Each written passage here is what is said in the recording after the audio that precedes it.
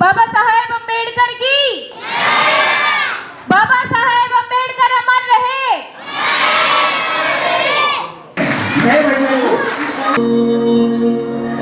मर्द सूर्य वीर कमेरी,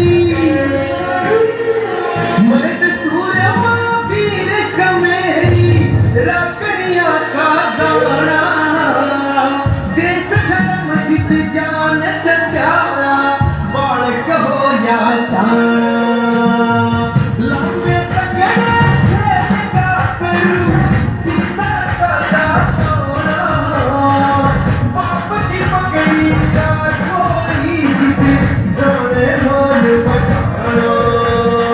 दोस्तों, भारत में ही नहीं पूरे विश्व में, जी हाँ पूरे विश्व में डॉक्टर बाबा साहेब अम्बेडकर का जयघोष करने वाले लोग हमें दिखाई देंगे। पानी में तस्वीर बना सकते हो तुम, कलम को शमशीर बना सकते हो तुम, कायर हैं वे लोग जो अपनी किस्मत पर रोते हैं। जैसी चाहे तकदीर बना सकते हो तुम, जैसी चाहे तकदीर बना सकते हो तुम। शहीद, योद्धा, क्रांतिवीर ये किसी जाति या किसी धर्म से संबंधित नहीं होते। वो सिर्फ और सिर्फ मानव जाति के उत्थान की बात करते हैं। बहुत संकट की घड़ी है। बाबा साहब ने तो कहा था ना, अब जो इस शेरनी का दूध पीवेगा वो दहाड़ेगा। कौन सी शेरनी का? शिक्षा का। लेकिन यहाँ जो दहाड़ेगा वो बख्शा नहीं जाएगा। अब हमारे सामने परिस्थितियां हैं, जिन परिस्थितियों में ज्योतिबा फुले ने काम किया था, आज वहां भी हमारे ऊपर एक बहुत खतरनाक अंकुश लगने जा रहा है।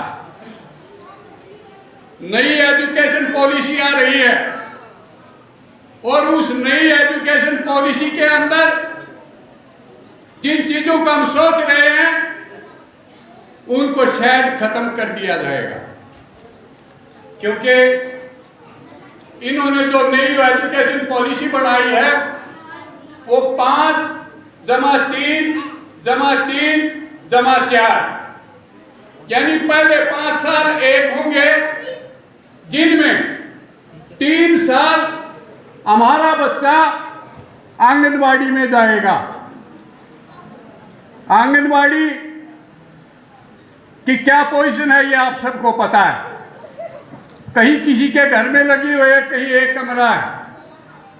और वो जो आंगनवाड़ी कार्य करता है उन्होंने बच्चों की साइकोलॉजी का भी ज्ञान नहीं है। वो क्या पढ़ाएंगे ये एक सोचने का विषय है।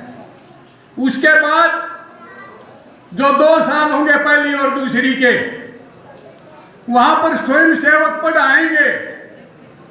वो स्वयं सेवक कौन होंगे? जो वहीं के एरिया में काम करने वाले पढ़े लिखे होंगे, वो वहां पढ़ाएंगे। उन बच्चों की साइकोलॉजी का ज्ञान उनको भी नहीं है, वो क्या पढ़ाएंगे ये भी एक सोचने की बात है।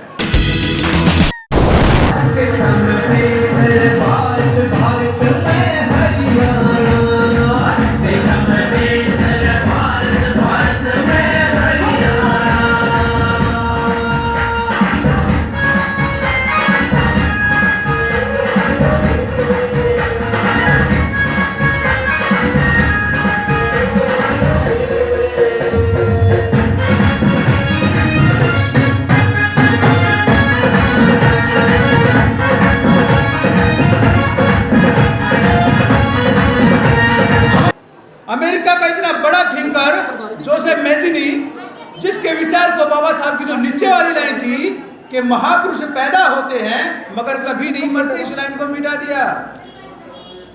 पूरी यूनिवर्सिटी में हल्ला मच गया। बाबा साहब से स्पष्टीकरण मांगा गया तो उन्होंने स्पष्टीकरण में बताया कि आम आदमी पैदा होता है और मर जाता है, महापुरुष पैदा होते हैं मगर कभी नहीं मरते, ये बात गलत है।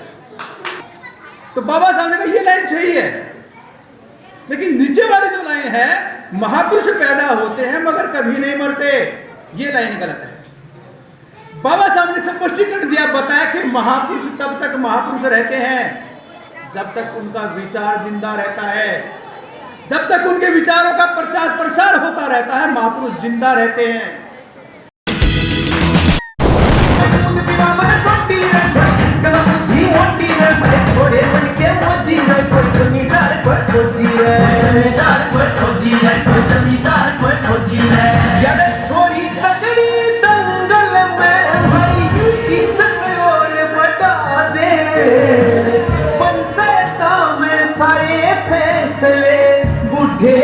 सुलझा दे।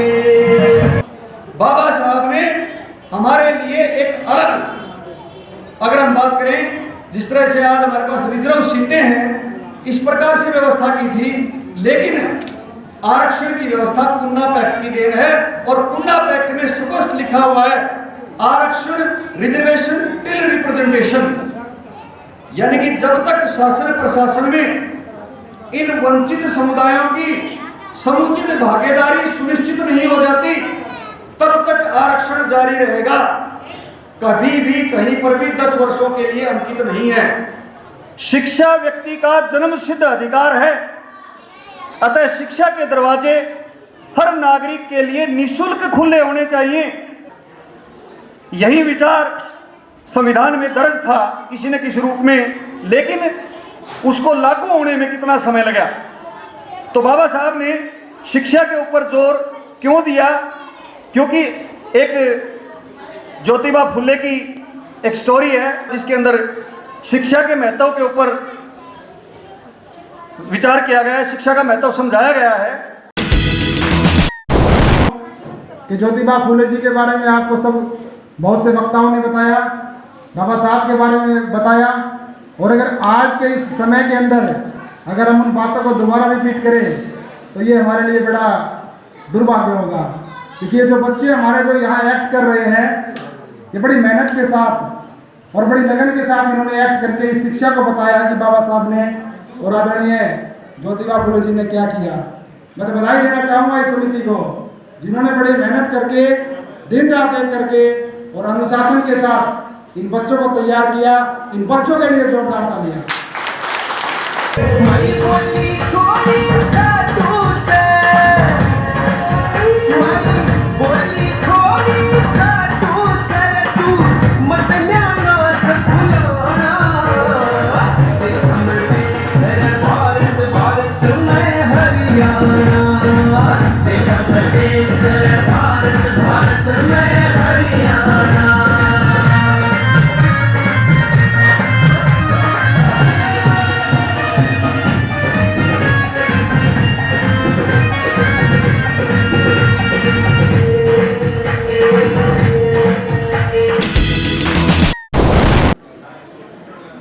वेद प्रकाश भारती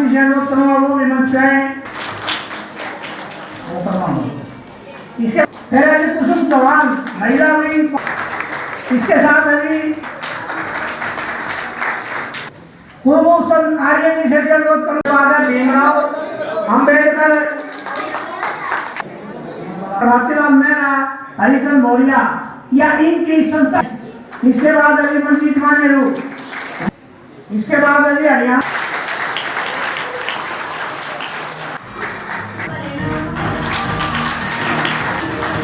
हर्षित को भी मैं बुलाना चाहूंगी। हर्षित आप भी मंच पे आए।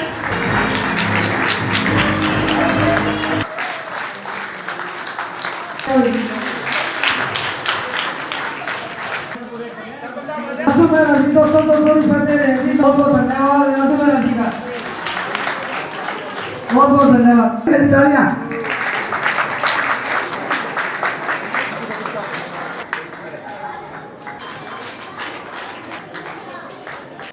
इस कार्यक्रम के बाद मैं हमारे जितने भी संस्था के सदस्य हैं जो मेरी आवाज